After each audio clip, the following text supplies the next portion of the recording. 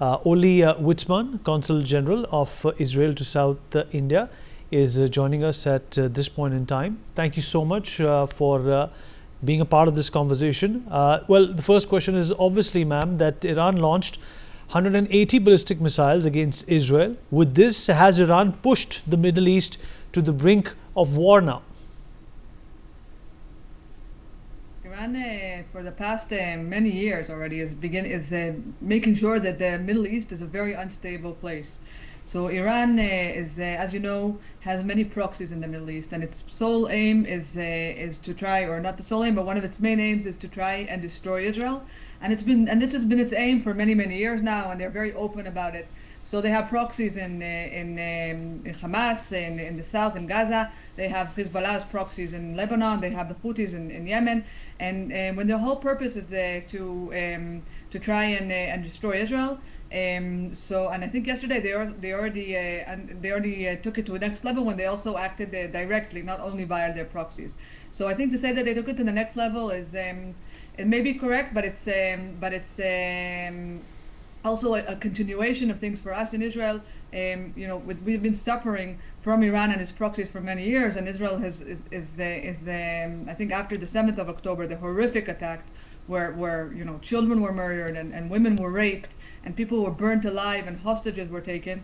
Israel could not try and accept it anymore and hope for peace, but had to make sure that its citizens were safe, both in the south in Gaza and both in the north in the border with Lebanon. So that's what you're seeing now. It is no secret that Hamas and Hezbollah are Iranian proxies. You said that as well. Last time Hamas attacked Israeli civilians during the Shemini Arzeret, and now Iran attacks ahead of the Rosh Hashanah. Why are they targeting only Jewish states in the world during these important festivals, according to you? You just have to ask them that. I think they target the big attacks happened on the biggest attack, the 7th of October, was Shemini Atzeret, which you're right is a very special day to the Jewish people. And tonight is Erev Rosh Hashanah Eve. I think, but this is just the two big attacks. There have been many other attacks throughout the years that happened. From Gaza, there were missiles almost on a daily basis since 2007. So for almost 20 years. But I think they realize how special these holidays are, how Israel takes its tradition very seriously, and people want to celebrate, and they try to not only break us physically, but break us in spirit, which of course they're not going to be able to because we're strong people, both militarily and in emotion. We all know that we'll get through it, and even though they try to attack us and to ruin our very special day of Rosh Hashanah, we will still celebrate that and prepare for the coming year.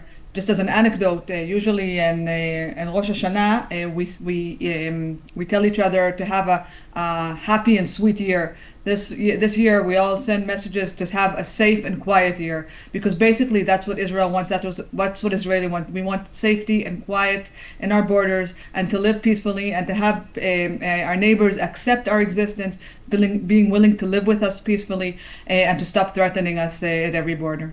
Now, ma'am, can we expect Israel to initiate any kind of a preemptive strike against Iran?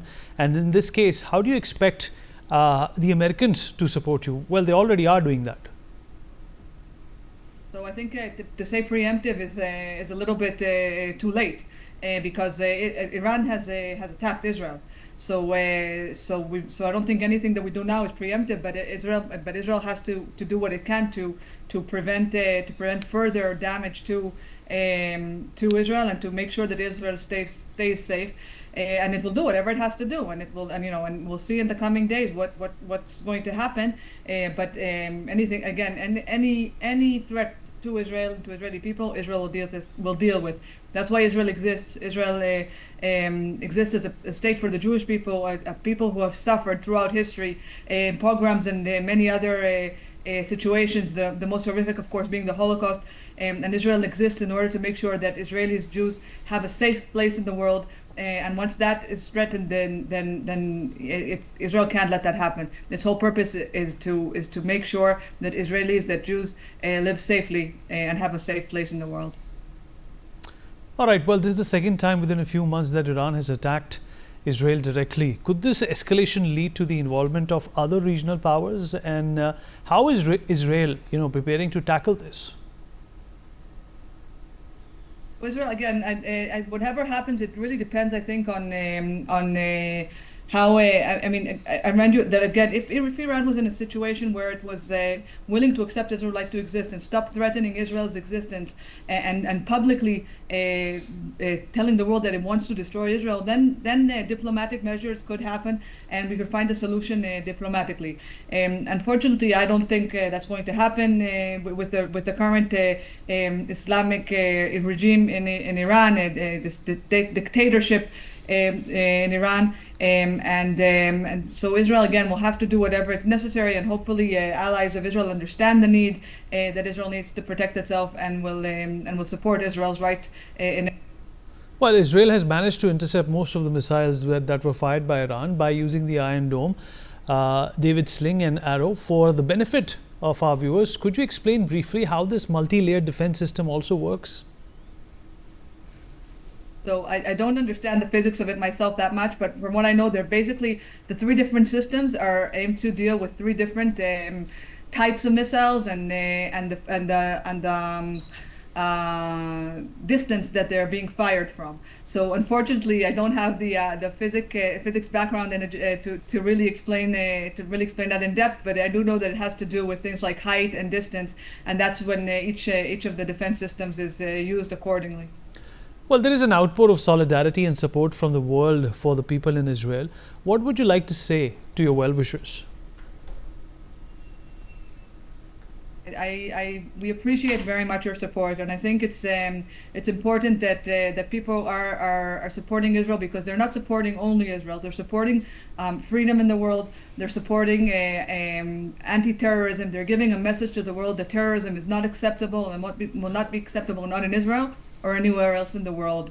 And that's a very important message. It's heartwarming to us, especially on a night like this, on Eve of Rosh Hashanah, the eve of our new year, and hopefully it'll be a new year that's good for us and for our supporters and for all peace lovers around the world. Well, there are concerns of the larger ramifications of the escalation of this crisis. How does Israel look at balancing its own national interest and peace in the region, which is very crucial?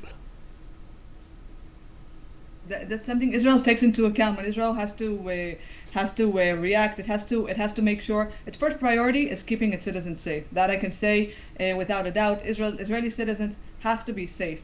And Israel does, it has all kinds of considerations when it decides how to react, and that's something that I can't and won't discuss over public media. But Israel takes everything into consideration and reacts in the way that they think will be most effective to protect Israeli citizens. For more such videos, subscribe to the NewsX YouTube channel, hit the bell icon.